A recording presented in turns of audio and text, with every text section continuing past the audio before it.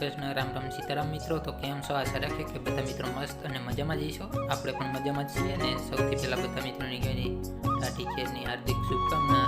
તો આજે છે ટાટી ખેર, તો જો મોર્નિંગમાં બનાવવાની છે, તો એની તૈયારી છે એટલે ચાલુ કરી તમને બતાવું। અહીંયા ઘણી સામે તમે જોઈ જઈએ તો 4-5 વસ્તુ છે, અત્યારે બહાર છે કેમ કે દાણાવાળી જે વાલોડ આવે ને દેશી વાલો એ બોલે છે, અને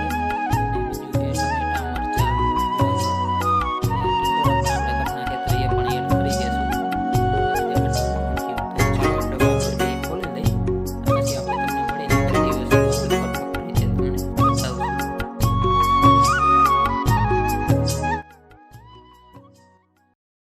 તો હવે અહીં આપણે તમને બધી વસ્તુ બતાવી દઈએ। તો જો બધી વસ્તુનું કે સુધારવાનું કામ હતું એ થઈ ગયું કમ્પ્લીટ। વાલોર પણ ફોલાઈ ગઈ, ફુલાવર સુધારી નાખ્યું, બટેકા પણ એડ કરવાના, ટમેટા, લીલા મરચાં અને જે આપણે બતાવ્યા હતા તમને ટીંડોરા એ, તો બધી વસ્તુ કમ્પ્લીટ થઈ ગઈ। તો ચાલો હવે ચૂલે જઈ અને તૈયારી ચાલુ કરીએ।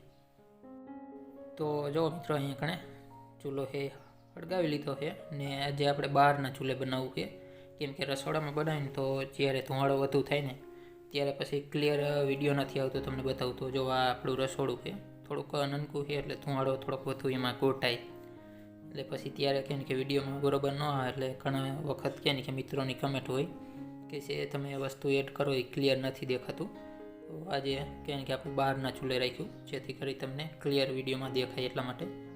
તો ચૂલા ઉપર તપેલું એ મૂકી દીધું, હવે એમાં તેલ એડ કરી દઈએ એટલે તેલ એ ગરમ થઈ જાય ને મસાલા પણ લઈ લીધા છે, જેમાં લવિંગ ને એ આવે, બધાને તો આપણને નામ નથી ખબર, પણ તો અહીંયા તમે જોઈએ કહો જે રેડ કલરનું ટાંકણું છે એમાં મસાલા નીકાળી અને રાખ્યા છે, ને બીજા મસાલા લીલામાં તો આપણે મરચું અને ખાંડેલું લસણ છે ને ઘરનો મીઠો લીમડો છે, તો એ બધું એડ કરવાનું છે।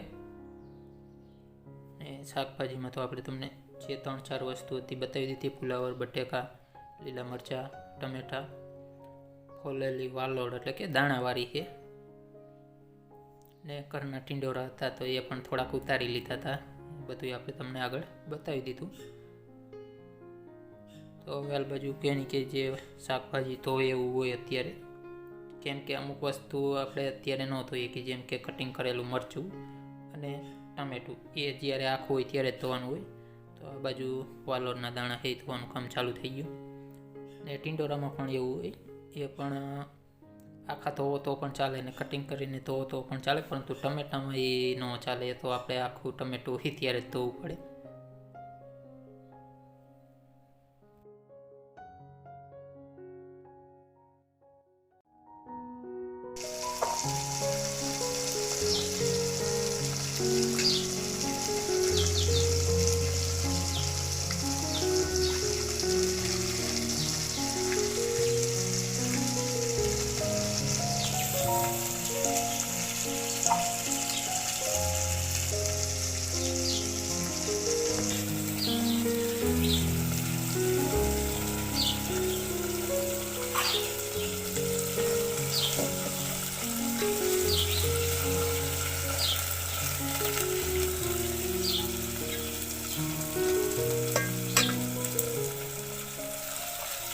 તો આ બાજુ આપણે તમને બતાવી દઈએ, તો જો વાલોરના દાણા છે એ એડ કરી દીધા છે અને ટીંડોરા પણ એડ કરી દીધા। હવે એડ કરવાનું બાકી છે, એમાં છે ફુલાવર, બટેકા અને ટમેટા, તમે જોઈ લો।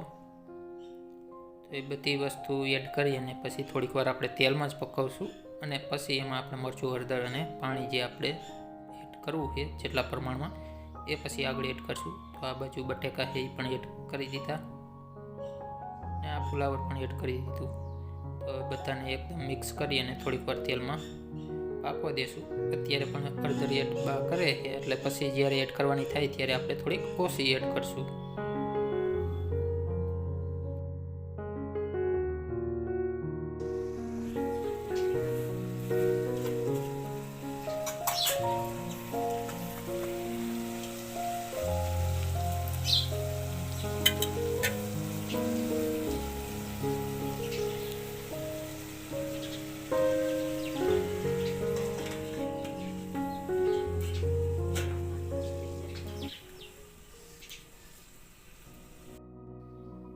તો આ બાજુ ફાઇનલી હવે ટમેટું પણ એડ કરી દીધું છે, હવે એને થોડુંક લેટ એડ કરી તો એ વાંધો ન આવે, કેમ કે પાકી જાય થોડીક વાર રાખીને તો પણ.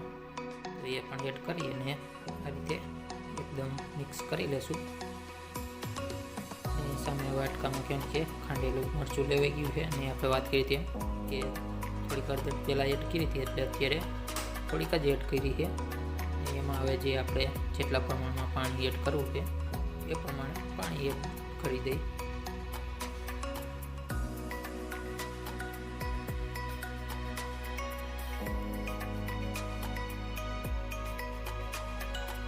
તો ફાઇનલી મરચું, હળદર અને પાણી એડ થઈ ગયું. થોડીક વાર આપણે એમને કે ધીમા બળતામાં રહેવા દેશું, એટલે આપણું શાક એ એકદમ પરફેક્ટ બનીને થઈ જાય કમ્પ્લીટ.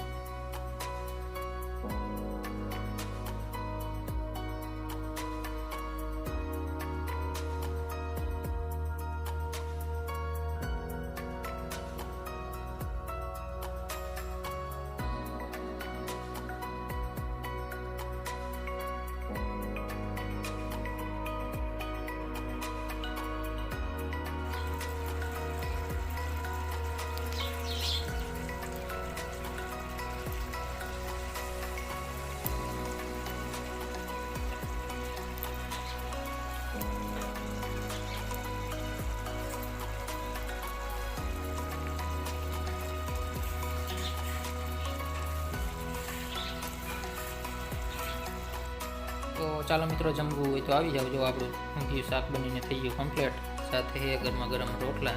આપણે પણ જમી લઈ ને અહીંયા તમને બતાવું તો જો આપણે શાકમાં કોથમીર પણ એડ કરી દીધી હતી. તો ચાલો આપણે જમી લઈને આ વ્લોગને આપણે અહીંયા જ પૂર્ણ કરીએ. મળીએ એક નવા વ્લોગની સાથે. ત્યાં સુધી બધા મિત્રોને જય ભારત.